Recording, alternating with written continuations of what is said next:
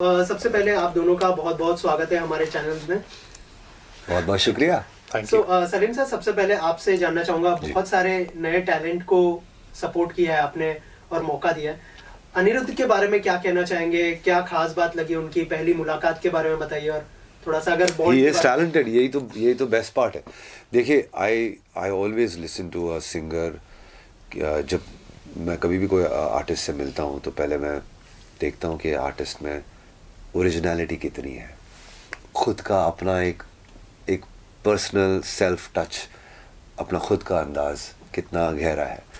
अनिरुद्ध की जब मैंने आवाज़ सुनी, आई रियली लाइक्ड हिज वॉइस। की आवाज़ में एक बहुत ही सॉफ्ट, एक ब्यूटीफुल क्वालिटी है और वो मुझे बहुत पसंद आई थी।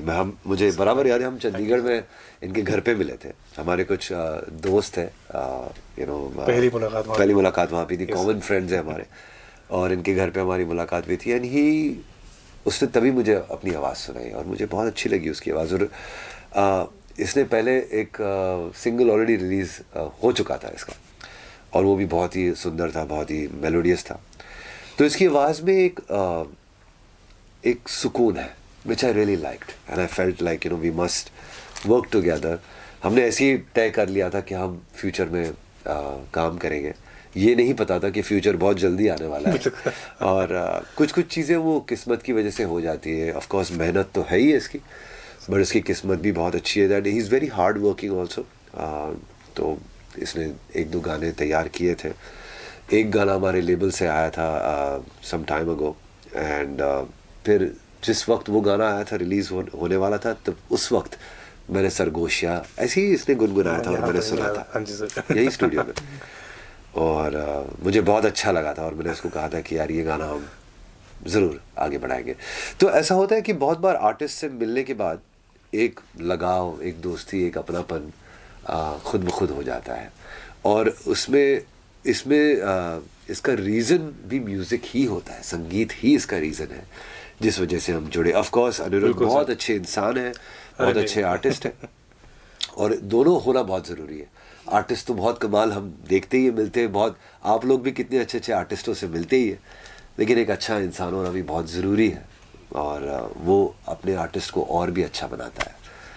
अनिरुद्ध, जैसे सर ने कहा कि टैलेंट के साथ एक अच्छा आदमी होना भी जरूरी है। फर्स्ट मुलाकात के बारे में बताइए, और जब सरगोशिया के बारे में आपको पता चला तो क्या रिएक्शन था, और सर की तरफ से सपोर्ट मिलना कितनी बड़ी बात है आपके लिए?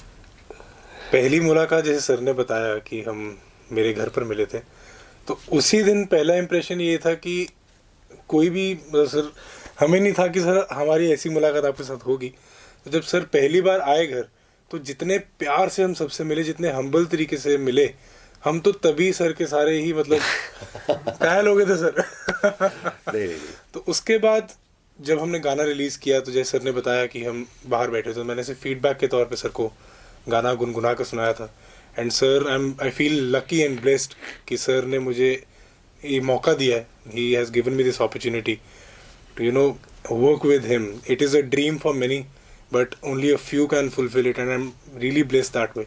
और इसमें एक बेस्ट पार्ट ये है कि अनिरुद्ध ने अपने ये जो गाना है Sargoshiyan, he is released it on his own label.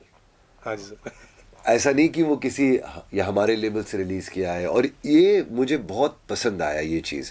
जब अनिरुद्ध ने कहा कि मुझे सर ये गाना मुझे खुद रिलीज़ करना है, तो मुझे तो और भी खुशी हुई। बिकॉज क्या होता है कि आज का वो दौर आ गया है। पहले एक ज़माना था जहाँ पे आपको रिकॉर्डिंग लेबल के, म्यूज़िक डायरेक्टर्स के दरवाजे खटखटाने पड़ते थे, धक्के खाने पड़ते थे। वो दौर चला गया है, और ये अनिरुद्ध अपने तौर पे एक मिसाल बन चुका है बहुत सारे आर्टिस्टों के लिए। इसमें आपको बिकॉज ज़माना ऐसा है कि आप खुद एक अपने यूट्यूब चैनल पे रिलीज़ कर सकते हो, अपनी लेबल पे डिस्ट्रीब्यूट कर सकते हो थ्रू सम डिस्ट्रीब्यूटर। बहुत सारे ऐसे डिस्ट्रीब्यूटर्स हैं। इसने किया है ड्रूम म्यूज़िक से, जो इसका बहुत सपोर्ट कर रहे हैं, और इसका म्यूज़िक अलग अलग म्यूज़िकल प्लेटफॉर्म जैसे कि स्पॉटिफाई, एप्पल है, जियो सावन है, और अलग अलग प्लेटफॉर्म्स पर ले जाके डिस्ट्रीब्यूट कर रहे हैं। तो ये चीज़ें अभी आसान हो गई है, लेकिन फिर भी लोग कर नहीं रहे हैं, इतनी बड़ी तादाद में नहीं कर रहे। बिकॉज कोई लोग सोचते कि यार ये बड़ा बोरिंग सा है, इसमें मेहनत बहुत लगती है। बट लिसन, मेहनत के बिना there no pain no gain. आपको अगर मेहनत नहीं करेंगे आप, तो आपको मिलेगा ही नहीं कुछ। तो ये मुझे इस अनिरुद्ध की ये बात बड़ी अच्छी लगी कि ये खुद अपने बलबूते पे he did it by himself. Thank you और so ये much, sir. बहुत बड़ी बात है, एक मिसाल, ही इज क्या बोलते हैं, एक उदाहरण है लोगों के लिए कि ये Thank you, sir. जब आज कोई भी अगर चाहे तो अपनी मेहनत से, लगन से, अगर उसने सपना देखा है, ये ड्रीम किया है, तो वो फुलफिल कर सकता है। और वो आसान है, मुश्किल नहीं है, इम्पॉसिबल नहीं है। मुश्किल ज़रूर है, डिफ़िकल्ट है, लेकिन इम्पॉसिबल नहीं है। राइट सर, जैसे आपने कहा कि थोड़ी सी जर्नी आसान हो जाती है, लेकिन क्योंकि आपने जो रियलिटी शो जज किया है, आपको लगता है कि जो रियलिटी शो में जो सिंगर आते हैं वो शो में आने के बाद उनकी जो जर्नी है थोड़ी सी इजी हो जाती है एज अ सिंगर? जैसे अनिरुद्ध ने अपनी जर्नी स्टार्ट की एज अ इंडिपेंडेंट आर्टिस्ट, तो आपका साथ मिला, उसके बाद जो है उनको आगे साथ मिलेगा। लेकिन रियलिटी शो से जो, जैसे पवनदीप की बात करें या फिर अभी जो रैप कल्चर चल रहा है उससे MC स्क्वायर करके जो विनर बने हैं, उसके बारे में अगर कुछ बात करना चाहें। नहीं, ज़रूर। क्या होता है कि ऑडियंस आपको, जब बड़े टेलीविज़न पे जब लोग देखते हैं तो बड़ी ऑडियंस आप सीधे आपको मिल जाती है। बहुत लोग आपको देखते हैं टेलीविज़न पे, टीवी पे, तो जाहिर है वो मतलब आपकी फ़ैन फॉलोइंग इधर से शुरू हो जाती है। और लोग आपकी आवाज़ को, आपके अंदाज को, आपके चेहरे को पहचान लेते हैं एक सेकंड में। तो टेलीविज़न से तो डेफिनेटली फ़र्क पड़ता है, लेकिन ये एक हद तक फ़र्क पड़ता है, बिकॉज़ दूसरा शो आता है, दूसरे नए सितारे आ जाते हैं, दूसरे नए स्टार्स आ जाते हैं। उसके बाद कंसिस्टेंसी बहुत ज़रूरी है। कंसिस्टेंसी, चाहे आप एक कलाकार हो, चाहे आप खिलाड़ी हो, चाहे आप कुछ भी हो, एक बिजनेसमैन हो या एक जर्नलिस्ट हो, कंसिस्टेंसी हर चीज़ में बहुत ज़रूरी होती है। और वही आर्टिस्ट को आगे ले जाता है। आज सलीम सुलेमान को हमें 30 साल हो गए, मुझे तो ऐसा लगता है कि अभी हमारी शुरुआत हुई है। It's because we are consistent. हमने हर पहलू पे, हर मोड़ पर कुछ ना कुछ नया करने की कोशिश की है। और ये सब हर इंसान में ये चीज़ ले आना बहुत ज़रूरी है। तो नई सीज़न आती है, सितारे नए चेंज हो जाते हैं, लेकिन अगर आपने अपनी कंसिस्टेंसी बताई और कंटिन्यूसली आप म्यूज़िक करते रहे, गाने रिलीज़ करते रहे, लोगों से जुड़ते रहे, तो ऐसा नहीं है कि मेहनत करने से हमेशा सफलता मिलती है, बट हाँ, कहीं ना कहीं तो आपका सितारा चमक ही जाता है। ऐसा बहुत बार, ऐसे बहुत टैलेंटेड लोग हैं जो सक्सेसफुल नहीं है, और ऐसे बहुत सक्सेसफुल लोग भी हैं, कहना नहीं चाहिए, जो टैलेंटेड नहीं है। तो इसमें मेहनत और किस्मत का बड़ा, दोनों का पड़ाव इक्वल होना ज़रूरी है। या पर ऐसा बहुत बार होता है कि आपकी किस्मत कमाल की है, आप मेहनत नहीं करते तो भी आपकी किस्मत चमक जाती है और आप सक्सेसफुल हो जाते हैं। और ऐसा बहुत बार होता है कि आप बहुत मेहनत करते हैं पर थोड़ी किस्मत साथ देती तो आपके सितारे चमक जाते हैं। दोनों में मेहनत बहुत ज़रूरी है। सर, जैसे आपने कंसिस्टेंसी की बात की, जो है इंडियन आइडल की अगर बात करें, कुछ ही सिंगर हमें याद है, जैसे नेहा कक्कर जी की बात करें, जुबिन नौटियाल, अरिजीत सिंह जी, तो राहुल वैद्य, कुछ ऐसे सिंगर हैं जो अभी रिकॉग्नाइज हुए हैं, लेकिन बहुत सारे, इतने सारे सीजन चले गए जो, तो क्या यही रीजन है उसके पीछे कि लोग इतना आगे नहीं बढ़ पाते सिंगिंग के दौर में? नहीं, मैं सावंत भी बढ़ नहीं पाए। ऐसा कुछ नहीं, ऐसा आपको लगता है। अभिजीत सावंत ने एक बहुत अच्छा सिंगल रिलीज़ किया है हाल ही में। सब अपने तौर पे बहुत अच्छा काम कर रहे हैं। देखिए क्या होता है, कुछ चीज़ें जो है ना वो आप तक पहुंचती नहीं है, बिकॉज जाहिर है इतनी फिल्में रिलीज़ हो रही है, स्पोर्ट्स में इतना बहुत कुछ हो रहा है, तो रिपोर्टर्स इतनी सारी चीज़ें कवर नहीं कर पा रहे। बट अभिजीत सावंत ने हाल ही में गाना भी गाया है जो मतलब अच्छा पिकअप हुआ है, और he is very busy doing concerts. मैं सब चीज़ की मतलब खबर रखता हूँ, बिकॉज ये लोग मेरी दुनिया में मुझसे जुड़े हुए हैं। तो बहुत सारे आर्टिस्ट हैं जो उस लेवल का सक्सेस उनको नहीं मिलता है, लेकिन वो खुश है, क्योंकि अगर आर्टिस्ट दूसरे रियलिटी शो से जुड़ते हैं, जैसे राहुल वैद्या इंडियन आइडल के बाद उसने जो अपना म्यूज़िकल करियर किया, पर उसके बाद वो बिग बॉस में आया या शायद किधर और खतरों के खिलाड़ी में आया, तो वहाँ से उसको थोड़ा सा और वो मिलने लग गया। तो ये ज़रूर ये होता है कि जब आप कोई दूसरे टेलीविज़न शो से जुड़ते हो या कुछ और ऐसी कोई चीज़ हो जाती है आपकी लाइफ में, कभी कुछ कुछ कंट्रोवर्सी हो जाती है, तो उस वजह से भी आपकी सक्सेस आपको मिल जाती है। तो ये सब होता है, लेकिन अगर वो नहीं भी होता है तो एक आर्टिस्ट एक अच्छा गाना बनाता है और वो करता है तो उसकी लाइफ चलते रहती है। अभिजीत सावंत आज बहुत बिजी है, कॉन्सर्ट्स कर रहा है, शोज़ कर रहा है, गाने रिकॉर्ड कर रहा है। कुछ गाने आप सुनते हो, उसके बारे में कुछ नहीं सुनते हो, लेकिन ऐसा नहीं है कि ये आर्टिस्टों की लाइफ ख़त्म हो जाती है रियलिटी शो के बाद। नहीं, ये लोग हमेशा बिजी रहते हैं और ये बहुत अच्छी बात है कि उनको एक अच्छा मंच मिल जाता है जिनसे इनकी पॉपुलैरिटी बढ़ जाती है और फिर उनको काम मिलता रहता है।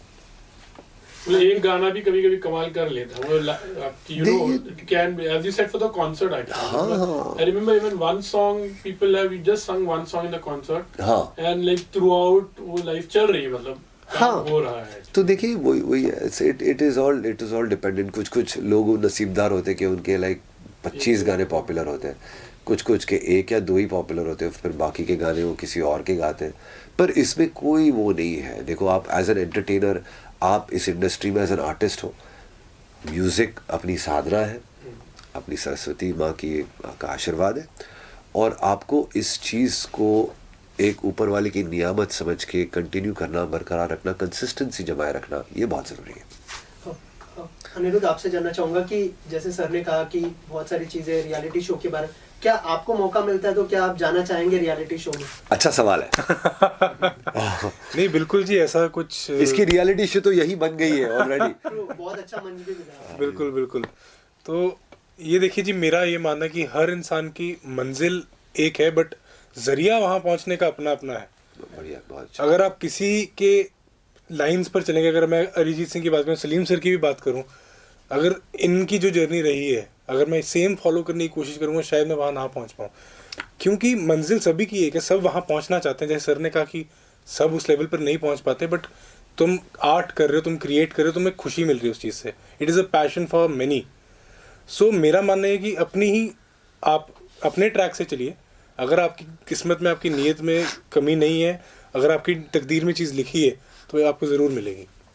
कमिंग बैक टू सरगोशिया, थोड़ा सा बताइए कि क्या गाना होने वाला है, ऑडियंस को क्या देखने मिलेगा इस गाने के अंदर, और कितनी एफर्ट आपने लगाई है इस गाने में? गाना लाइव हो चुका है अभी, सो इट्स जस्ट रिलीज्ड 2 घंटे पहले, और बहुत ही ब्यूटीफुल गाना है ये। शायद मैं कहूँ तो बेहतर रहेगा, बिकॉज ये अपने गाने के बारे में बात करें तो अच्छा नहीं रहेगा, but it is a very feel good song. बहुत ही कमाल का इसको फिल्म किया है AP गगन ने, और एंड इसको लिखा है, कंपोज किया है, गाया है सब अनिरुद्ध ने, और that's why I feel that it's very, इतना बेहतरीन गाना है कि आप सुनोगे तो ऐसा लगता है कि कभी कुछ गाने ऐसे होते हैं ना कि आप हर उसको मौके पर बजा सकते हो, चाहे आप टेंशन में हो, या ड्राइव कर रहे हो, या बर्थडे पार्टी पे हो, या रात को जस्ट रिलैक्स कर रहे हो, तो ये उस टाइप का गाना है।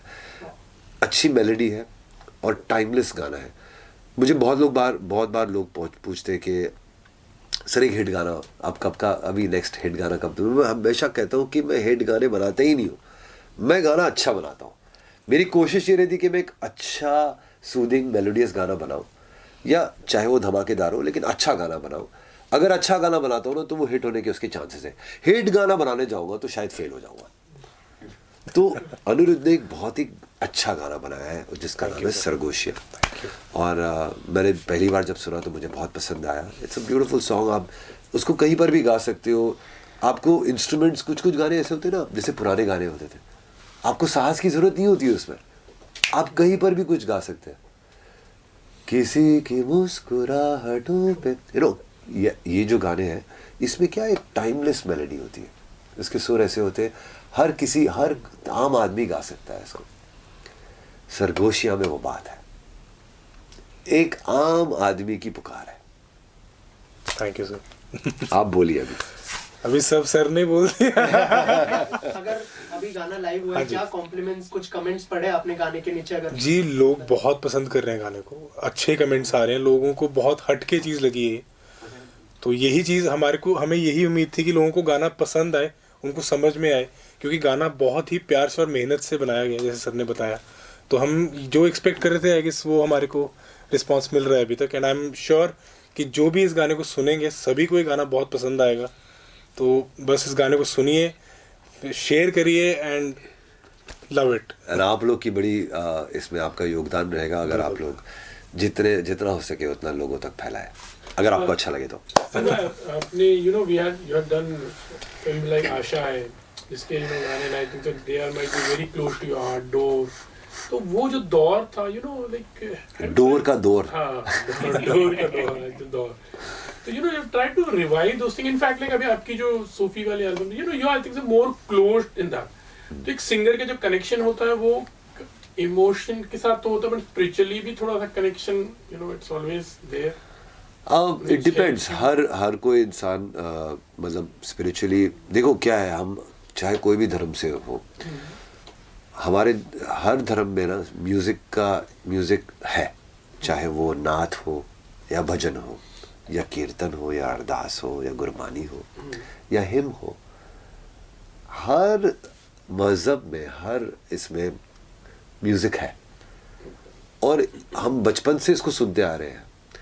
डिवोशनल म्यूजिक सदियों से चलता आ रहा है और सदियों तक चलेगा. तो इसमें एक बड़ा पावरफुल एक कनेक्शन है. और हर आर्टिस्ट, पर कुछ आर्टिस्ट सोचते कि मैं जब थोड़ा सा 40, 50, 60 का हो जाऊंगा तो उसके बाद करूँगा. यू नो, हमारे करियर में डिवोशनल म्यूजिक की बड़ी अहमियत रही है, क्योंकि कुछ फिल्में जैसे कि हमने कुर्बान की, तो उसमें जो एक रोमांटिक गाना था, नज़रों से नज़रें मिली, उसमें मैंने शुक्राना अल्लाह डाल दिया. वो एक डिवोशनल चीज़ हो गई, लेकिन गाना, लेकिन उसकी पहचान ही शुक्राना अल्लाह हो गई. ठीक है. तो रब ने बना दी जोड़ी में हमने एक गाना बनाया, तुझ में रब दिखता है यारा में. हालांकि रोमांटिक गाना है, लेकिन उसमें रब की बात है. तो हमारे करियर में डिवोशनल म्यूज़िक अमूमन ऐसा हुआ है कि वो एक हमारे म्यूज़िक का हिस्सा हो गया है. तो मैंने पावर देखी है डिवोशनल म्यूज़िक की, और मैंने देखा है कि कितना ये लंबी रेस का घोड़ा है. सर इसके अलावा हमने देखा है कि आप हर तरह के गाने को सपोर्ट करते हैं. भोजपुरी से जो गाने हैं वो भी लोग बहुत ज़्यादा पसंद कर रहे हैं. हाँ. तो पवन जी के साथ अगर काम करने का एक्सपीरियंस के बारे में बताएं, और जो गाने जो हिट हुए हैं पवन जी के साथ. पवन बहुत ही टैलेंटेड आर्टिस्ट है और ऑलराउंडर है. अच्छा एक्टर है, अच्छा सिंगर है, और यू नो उसका मतलब लोग उसको बहुत प्यार करते हैं. तो वो कुछ लोग का नसीब अच्छा होता है, उनके सितारे बड़े कमाल के होते हैं. उनका वो सूर्य और उनकी जो स्टार्स होते हैं वो बड़ा अच्छा होता है, बड़े अच्छे होते हैं. और पवन में वो बात है. वो एक ऐसा आर्टिस्ट है वहाँ भोजपुरी इंडस्ट्री का कि जिसकी आवाज़ बिल्कुल मतलब he is got that playback voice. तो उस वजह से लोग उसको बहुत पसंद करते हैं, और वो है उसका सितारे उसके अच्छे ही है. तो हमारे साथ उसका एक्सपीरियंस बहुत अच्छा था. हमने 2 गाने किए, बढ़िया हुए, और भी करेंगे. लोगों को ऐसा लगने लगा था कि मैं सडनली हिंदी से भोजपुरी चला गया हूँ, तो मैं फिर थोड़ा सा ब्रेक लेके कर रहा हूँ. पर मेरे कनेक्शंस और मेरी रिलेशंस बहुत अच्छे हैं. हाल ही में हमने खेसारी के साथ भी गाना किया एक. तो मुझे ऐसा लगता है कि रीजनल म्यूज़िक की पावर और रीच बड़ी अच्छी है. और इससे क्या होता है कि हम जब इनके साथ काम करते हैं तो हमारा म्यूज़िक और हम लोगों से जुड़ते हैं. और म्यूज़िक का काम ही ये है, लोगों में खुशियाँ फैलाना और लोगों से जुड़ना.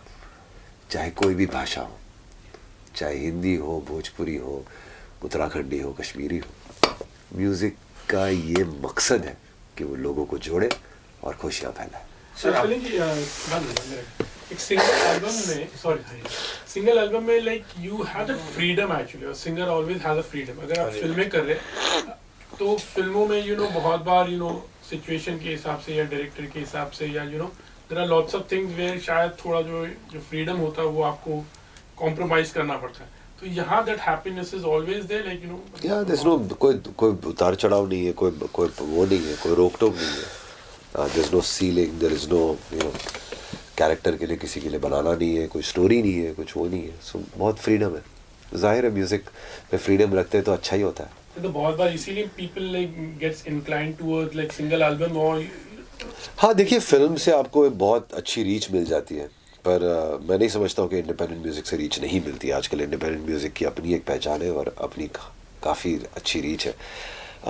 ऐसा हो चुका है कि film music is sounding like independent music आजकल, और independent music is sounding like film music. दोनों के बीच में अंतर बहुत कम हो चुका है अभी. तो ये एक अच्छा वक्त है. मैं तो पॉजिटिव ही देखता हूँ हमेशा. सर ये मैं जानना चाहूँगा कि होली एक पर्व है, लेकिन नॉर्थ के लिए महापर्व है. और जब आपने भोजपुरी समाज को होली वाला गीत दिया जी, तो वहाँ धमाल मचाया है सर. और मेरे 2 सवाल है उस पे से. पहला कि ये जो बबुनी वाला गाना पवन जी के साथ आया, किस तरह फ्लोर पे आया, होली का आने वाला कोई गाना पवन जी को लेके या केसाई जी को लेके आप कुछ आने वाला है? हमने हमारी प्लानिंग तो है कि हम करेंगे कुछ, बट जाहिर है कि ये लोग जब होली और देवी गीत और ये जब ये मौके आते हैं तो ये लोग इनके सीज़न में 18-20 गाने तो मिनिमम रिलीज़ होते हैं, शायद ज़्यादा। तो मुझे नहीं पता कि हम लोग इस साल कर पाएंगे कि नहीं अगेन इनके साथ में, बिकॉज एक अलग अगर एक ऐसा हो कि कुछ एक स्पेशलिटी, एक एक्सपीरियंस मिले, कुछ एक्सक्लूसिव मिले तो अच्छा होता है। पर जाहिर है ये लोग उनको इतना प्यार करते हैं खेसारी और पवन को कि उनकी एक डिमांड हो गई है कि इतने गाने तो करने ही करने हैं। हम कोशिश करेंगे कि क्योंकि इसमें ये बहुत अच्छी बात है कि इनको इतना प्यार मिल रहा है, बट हमारा प्रयास हमेशा यही रहता है कि हम कैसी चीज़ अलग करें। अब हम कितना अलग करेंगे 18-20 गानों में अगर इनके रिलीज़ हो रहे सीज़न में, तो ये एक सवाल ये मेरे लिए है जिसका जवाब अभी मेरे पास नहीं है, बट शायद दिसंबर या जनवरी तक आ जाएगा। अनिरुद्ध, लास्टली क्या मैसेज देना चाहेंगे ऑडियंस को? मैसेज ये है जी कि गाना इज़ अवेलेबल एवरीवेयर। सरगोशियाँ हर प्लेटफॉर्म पे अवेलेबल है, Spotify, Apple music, Gaana, Hungama, जियो सावन, हर जगह अवेलेबल है। आप गाना सुनिए, आई एम श्योर आपको बहुत पसंद आएगा। एंड वीडियो के लिए आप मेरे ऑफिशियल यूट्यूब चैनल पे जा सकते हैं, अनिरुद्ध कौशल के नाम से मेरा ऑफिशियल यूट्यूब चैनल है, वहाँ जाइए एंड ब्यूटीफुल सा वीडियो है, देखिए, शेयर कीजिए। शुक्रिया, thank you very much. Thank you.